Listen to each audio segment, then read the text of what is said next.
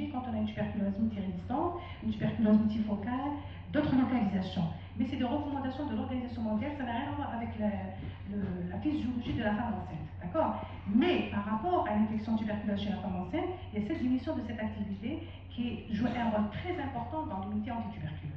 Une cause importante de décès par maladie infectieuse dans le monde, et la tuberculose pédiatrique, elle est potentiellement grave et sous-estimée. De dire quand vous avez une embolie pulmonaire chez une femme enceinte, il faut penser aux thrombophilie, il faut penser aussi aux syndromes des anticorps. La thrombophilie, c'est recommandé parmi les étiologiques. Donc événement organisé en association par la Société algérienne de pneumologie et la direction des œuvres médicales de l'hôpital.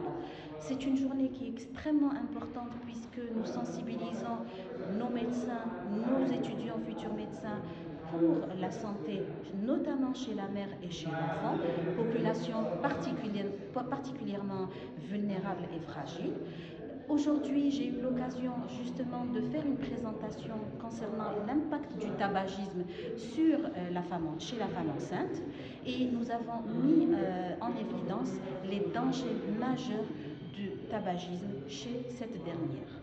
Vous avez toutes les pathologies concernant la mère, donc le retard de croissance intra-utérin et le fœtus, donc le retard de croissance intra-utérin, les petits poids de naissance, l'augmentation du taux de césarienne, et puis aussi le risque de mortalité chez la femme enceinte, puisque vous avez une augmentation de certaines pathologies qui peuvent être mortelles, à savoir le placenta prévia, à savoir le décollement placentaire, et qui peuvent mettre en jeu le pronostic chez la femme.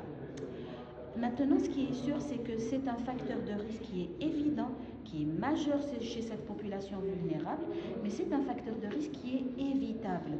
Donc, former les professionnels de santé pour la lutte contre le tabagisme et l'aide au sevrage des patients et de leur entourage, parce que qu'on comprenne bien, aujourd'hui, on parle du tabagisme du conjoint, du tabagisme passif, du tabagisme dans le contexte familial, chez les parents.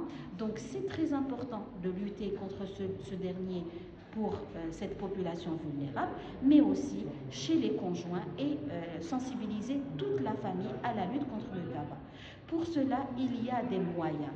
Vous avez l'entretien motivationnel qui peut intervenir, et vous avez l'aide pharmacologique par les substituts nicotiniques. Effectivement, donc certaines études ont montré que chez la femme qui a été sevrée pendant sa grossesse, ou chez la femme qui a arrêté le tabagisme pendant l'allaitement, on pouvait observer un syndrome de sevrage chez ce nouveau-né. C'est décrit, hein. Mais dans la mesure... Oui.